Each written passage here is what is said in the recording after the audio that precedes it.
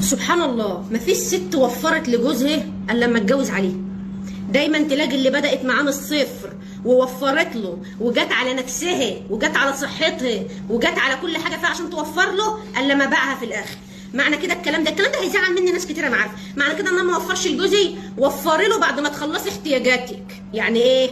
يعني ما يبقاش معاكي 500 جنيه تروحي توفرهم له كلهم وما تجيبيش لنفسك الحاجه اللي انت عايزاها.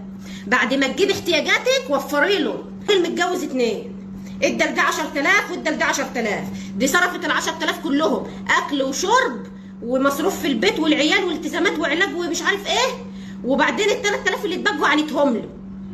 وديت صرفت 7000 في البيت وخدت ال 3000 دلعت بيهم نفسها وجابت العلاج اللي هي محتاجاه والكريمات اللي هي محتاجاها واي حاجه محتاجاها لجسمها ولا لشعرها ولا لبشرتها ولبس هدوم وداخلي وخارجي وميك اب ولوشن وظبطت نفسها. هيقعد مع مين؟ هيقعد مع اللي ظبطت نفسها وهيسيب التانيه اللي بتوفر له. لما نيجي بقى بعد 10 سنين تقول له انت وانت هيقول لها انت اللي عملت في نفسك كده. مفيش ست وقفت جنب جوزها من الصفر وكبرته ووفرت له على حساب نفسها الا ما رماها في الاخر، او اتجوز عليه او بص بره او ما بقتش عاجباه وبقى دلوقتي يتريق على شكله ويتريق على جسمه ويتريق على لبسه.